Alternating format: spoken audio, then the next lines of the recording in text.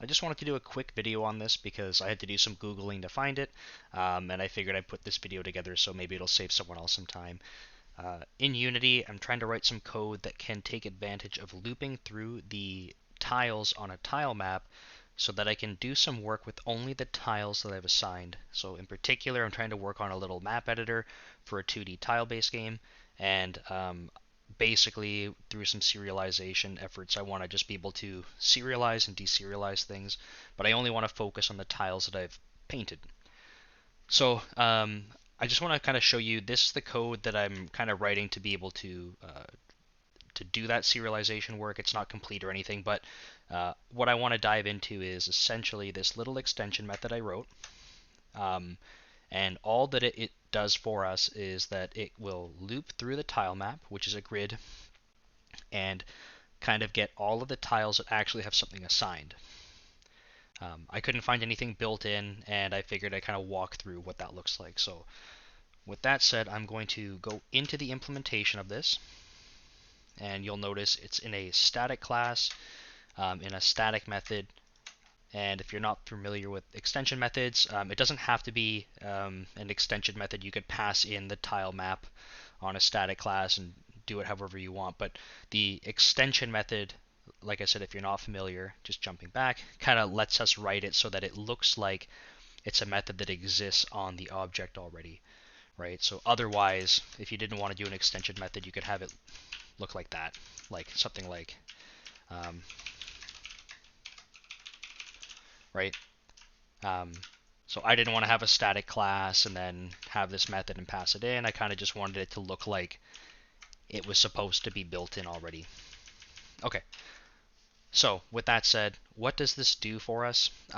Well, basically we need to enumerate the tile map and only look for tiles that are assigned some type of sprite or some information associated with it.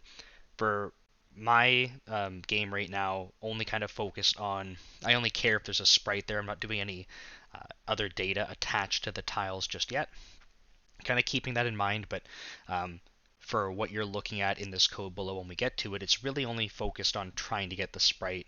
But anyway, what we want to do is only look for the cells that are assigned. So there is this property available to us called CellBounds on the tile map, and it says returns the boundaries of the tile map in cell size. So you'll see that the return type is bounds int, and this is really useful because all the stuff in world space for Unity is floating point.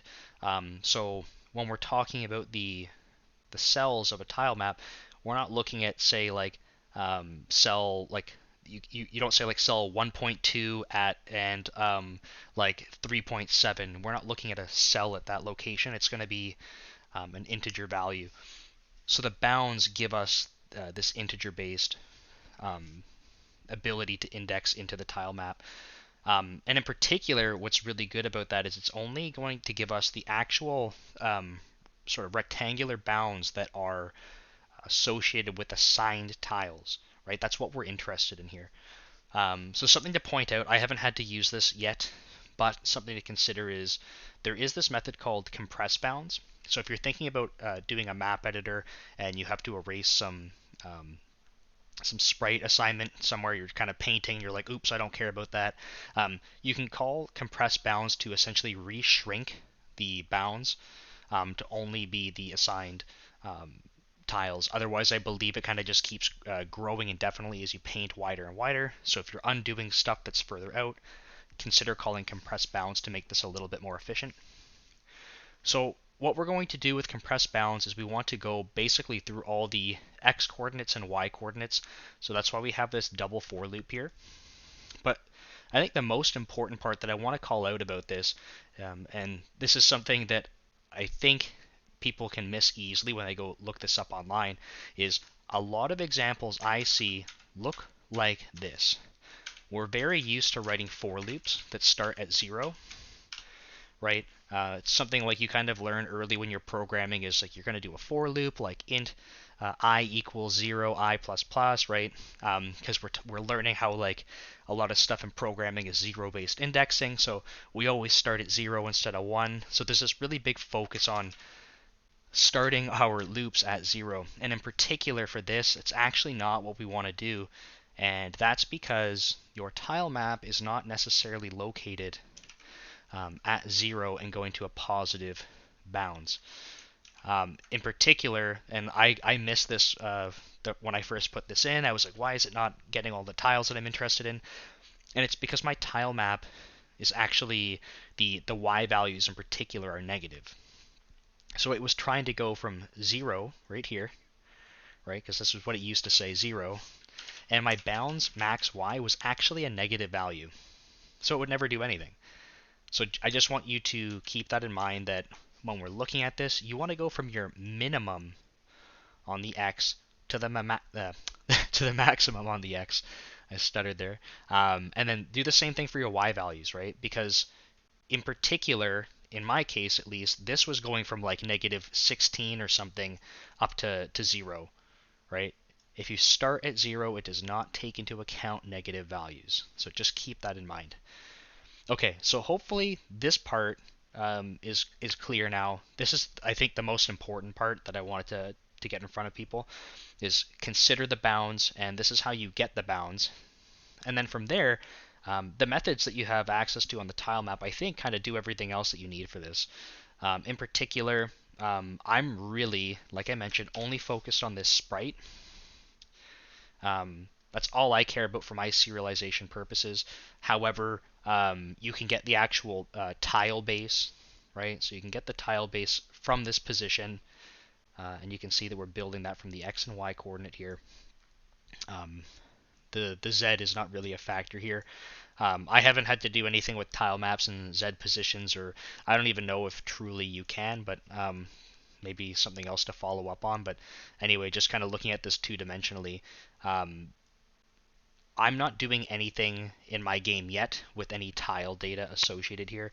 I just kind of have this for illustration purposes, and later on down the road, if I want to pull anything else from the tile, I can. So another thing you'll notice is that after all this is done, I'm just checking to see basically, like, is there actually a tile here? Just like a little quick sanity check. As if not, I personally don't care. If it's not contiguous, I'm not worried about trying to serialize like a contiguous block of cells, even if some of them are unassigned.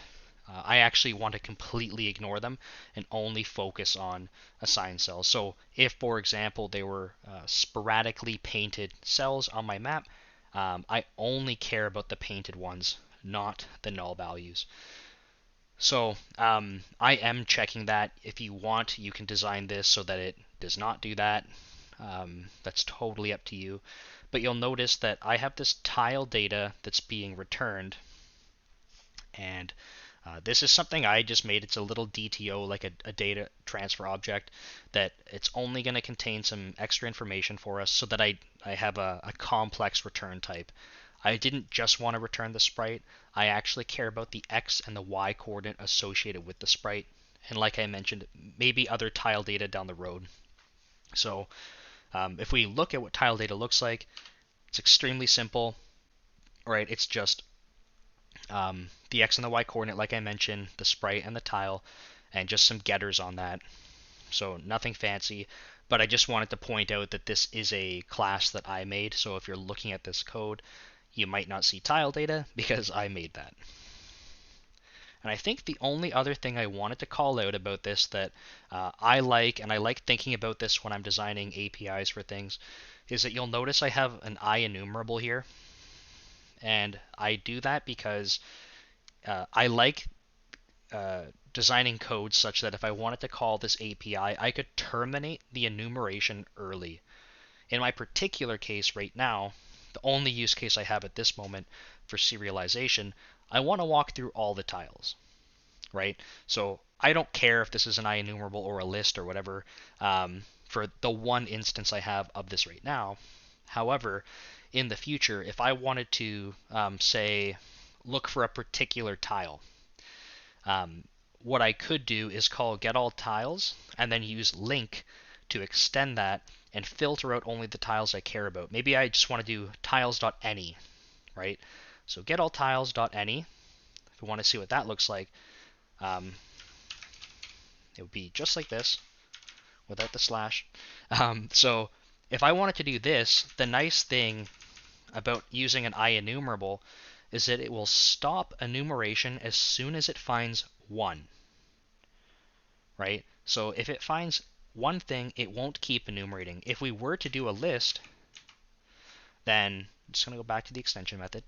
If this were a list or a collection and not just an enumerable, we can't take advantage of this yielding. So this is something, if you're not familiar with this, there's lots of information online about IEnumerable and being able to yield return and doing early like termination of enumeration. I can probably create a video for that as well, but I just wanted to point out that instead of doing something like this and then forcing, like building up a list inside here, right, doing something like this, tile data, and then adding each individual tile and then returning it at the very end. It's not like this is wrong, right? Oops, sorry, all tiles. It's not like this is wrong or anything, but when you write code this particular way, you're unable to yield return. I have to build up the whole collection once, and then if I want to go filter that, I'm doing another round of enumeration through this. So if you have a ton of tiles, you may want to reconsider that. So just wanted to point out that that's why I use an IEnumerable here. So I'll kind of undo that quickly, and then just do a quick summary over everything we just talked about, but just to recap and get rid of the list there. So it's an extension method so that we can make it look pretty when we're calling it. That's really the only benefit. The CellBounds are going to focus on the painted tiles only. If you need to, you can call compress bounds to help reduce that and make it a little bit more optimal. You do want to use your min x and min y on your for loops. So that way, if you're starting at 0, you're not messing up and missing things on your tile map. These double loops will help handle enumerating your rows and columns of the tile map. And then we can call the built-in stuff easily on the tile map with this position to return those. And like we just talked about at the end, enumerable, so that if we want, we can leverage yield return and terminate early. So that's it. Hope that helps. Just wanted to recap and kind of share with you the things I learned while doing some Googling to find this. So thank you.